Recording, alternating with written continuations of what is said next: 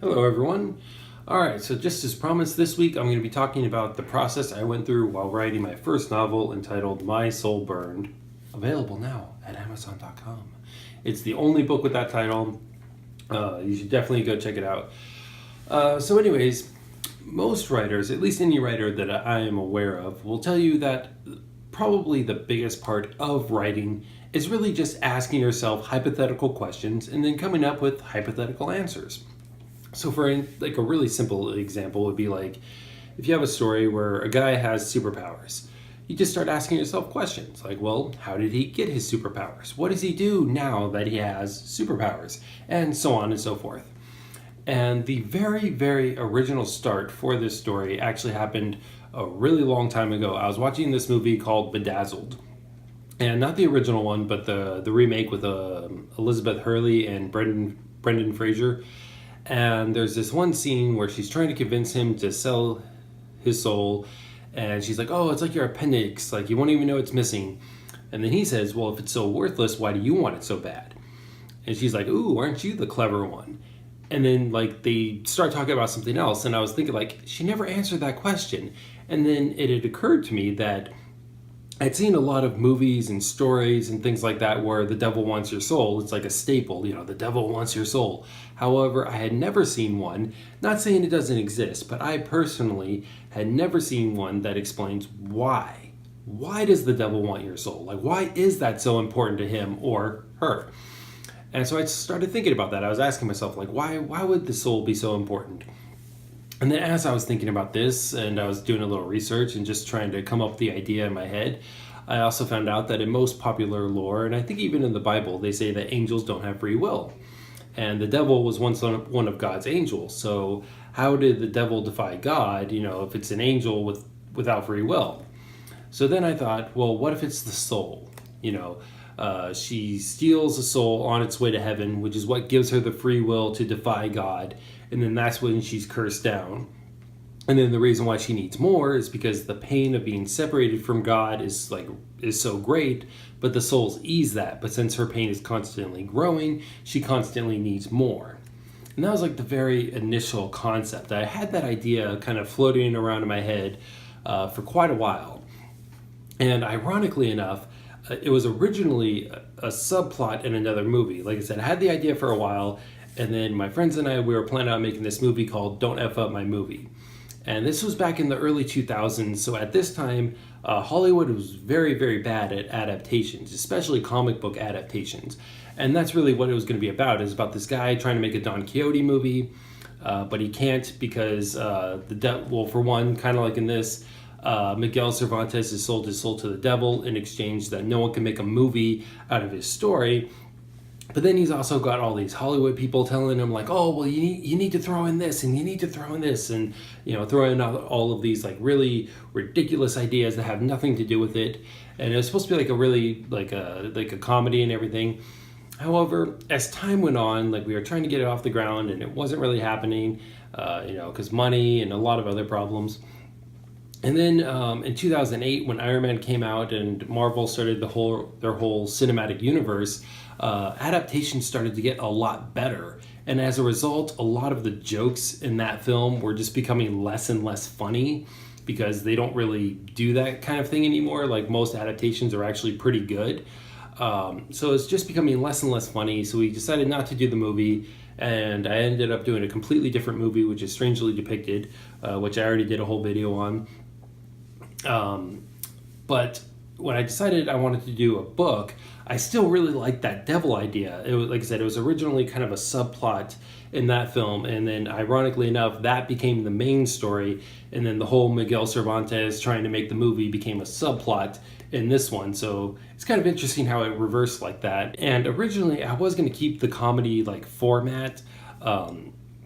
Like it was going to be like really about like how she had to do all these like wild or ridiculous things in order to get souls, or sometimes things wouldn't work out the way she thought and things would blow up in her face and things like that. And it was supposed to be really funny.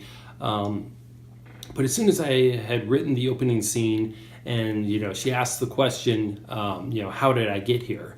And my sister-in-law actually suggested, like, well, why don't you focus on that? Because I wasn't really sure where to go with the story. She's like, well, why don't you focus on that part, kind of telling how she got here. And as soon as I started doing that, it became very obvious to me very quickly that it was going to be a very dark story. Simply because to go from an angel to the epitome of all evil, that's a huge transformation. And the only way that makes logical sense is for a lot of very horrible and dramatic circumstances to take place. So I knew it was going to be very dark, and so I really went with it. And the first draft I actually got completed pretty early. It only took me a few months to do the first draft. However, to be perfectly fair, and let me explain a little bit of context, my first draft is always the shortest. Most people, they do the first draft is the longest and then they cut down. I actually do the opposite. I have a whole video kind of explaining the whole process, but for anyone who hasn't seen it, I'll just go over it briefly here. Basically, the first draft is basically just the story, just the bare minimum, the story. There's usually very little detail. And then I let people read it, and then I expand the story based on what they want to see more of. They'll say I like this character, I want more of that, or I think you could explain this a little bit better, or this is an interesting idea, kind of play with that a little bit more. And then the story gets bigger from there.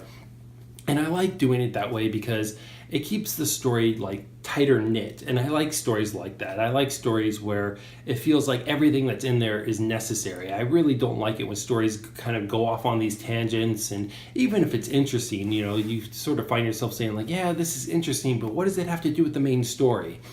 And there was a real risk of me doing that with this one, because I remember at one point I was actually thinking I can make this a whole TV show that could go on for 10 seasons or 20 books, because it's about the devil all throughout history. That's over 2,000 years worth of material to work with. And, and then you consider it could go anywhere in the world. I mean, that could easily be this huge, massive story.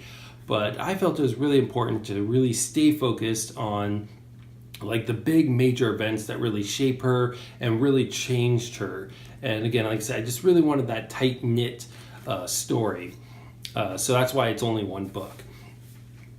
Now, one of the things that took me a really long time with this was her language, the way she describes things and the way she talks, her voice throughout the story. I really put a lot of thought into it, is because I wanted it to be something really unique, and I wanted it to flow a really a certain way.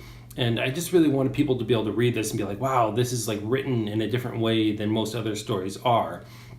Also, I wanted her language to change throughout the story. In the beginning, if you've read it, you'll notice that she uses words like wonderful or miraculous or beautiful a lot more. But then as the story goes on, she starts using more words like malice and rage, and she starts cursing a lot more.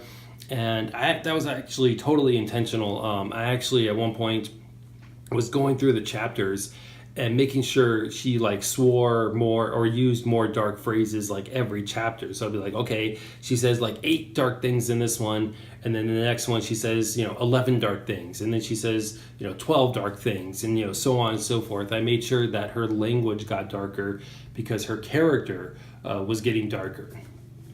And then once I finally finished that, I decided to start sending out query letters to literary agents. And I sent so many. I think I sent 382, and they all said no. And most of them specifically said that the reason why was because they were only interested in romance or young adult. And that's when I kind of realized that that's the problem with doing a story that no one's really heard of before. If it does well, it'll do really well, but it's really hard to get someone to take the chance on it. In most bigger stories, if you look at something like Star Wars or Harry Potter, a lot of these really, great famous stories, it took them forever to get it off the ground. It took them forever to get someone to say yes. George Lucas actually went around the block, as they say. He went to every movie studio that existed at that time and was on his second or third round, going through everybody. And then he started going around again. And I think on the third time he went to Fox, they said yes. I'm not 100% sure about that, but I know for sure he at least went all the way around the block once. And then Fox finally said yes. And there was part of me that thought about doing that. Like, well, you know what, just keep sending out those letters and everything. But then when someone pointed out to me that I could just self-publish on Amazon and that I didn't need to go through anyone, and that percentage-wise I'd be making the same amount, because normally if you go through a publisher, they take 20% and then you have to split 10% with your agent, whereas Amazon takes 30%, so either way you're left with 70%. Plus I wouldn't have to deal with an editor like telling me that vital important information wasn't vital important information, and I would have complete control over the cover and everything. So it just seemed like the better route to go, and that's actually why I went the self-publishing route. Speaking of the cover, this was a pain in the butt to get done because I cannot draw. And this is actually not a drawing, which I'll elaborate a bit more on now. So basically, I had several different ideas as far as what I wanted for the cover.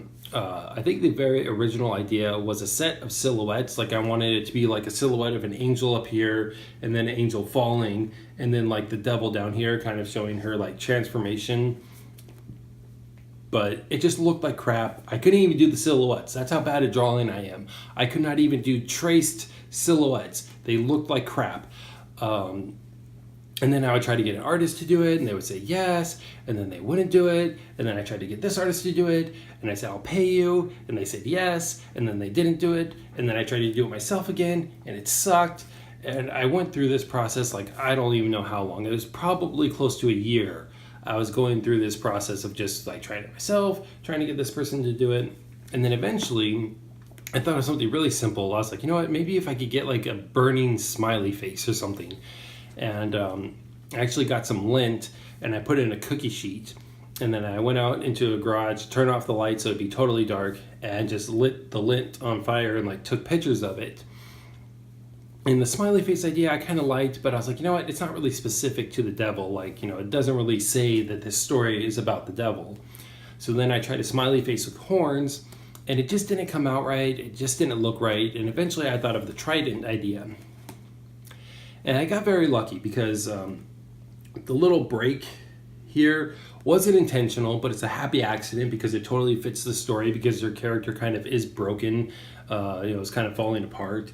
And then the little curve right here, again, happy accident. When it started burning, it just started crinkling up. And then I had to run this through 3 different filters to get what I wanted, or 3 different apps, because I was just using the free apps on the phone, and most of them are pretty limited on what they can do. So the first one, I think, is I just sharpened the contrast to make the image pop a little bit more. And then there was another app that I ran it through to make it more red. And then I had to run it through a completely separate app to be able to put the words on it. So that took a while, but I got it done. And then the title of the book itself also took a while. Anyone in my family will tell you that, while I'm writing the story, it always goes through like a bunch of different titles. My first movie, Strangely Depicted, went through several different titles. And this one went through several different titles as well. The very first one was No Sympathy for the Wicked. And I didn't really like it, mainly because, for one, it's kind of a mouthful. And then 2 is because a lot of people were getting it confused with the phrase no rest for the wicked. And I know quite a few people were actually calling it that. And I was like, you know what, I don't want this to get confused, so I'm not going to use that title. And then I figured, since the big part of the story is, again, her transformation, her fall from grace, essentially, I started doing a lot of different variations of falling. Like, I think at one point there was like, look how far I've fallen, fall from grace, all kinds of stuff with the word falling in it. And then I had a title that I really, really liked, and part of me still wishes I used, which was Everything Burns. I love the way it sounds. It totally works for the story. That phrase is in the book. The only reason why I didn't go with it is because there actually is another book called Everything Burns. And I looked up the synopsis and everything, and it doesn't seem like it's even slightly related. But I really like having the uniqueness of a title. Again, with like Strangely Depicted, I love being able to tell people, hey, go look at my movie Strangely Depicted. You go to YouTube, type in strangely depicted, it's the only thing that comes up. And with this one, again, My Soul Burned is the only book with that title. There's no movie with that title, so there's really no confusion as far as like, well, which one is it? There's only one. So I really like that. And so overall, I'm glad I went with this one because of that. And yeah, that's basically the whole thing I went through in a nutshell. Also, really quick, I'd like to give a shout out to Wendy Waters. She's the author of Catch the Moon, Mary. I started reading it. I'm enjoying it so far. And overall, she's just a really sweet person. She's given me a ton of support on social media and Twitter and things like that. She's been a big advocate for my book, and I really, really appreciate that. So thank you, Wendy. And for anyone out there, go check her out. You can find her on Twitter. And again, her book is called Catch the Moon, Mary. And that's it. Have a good one.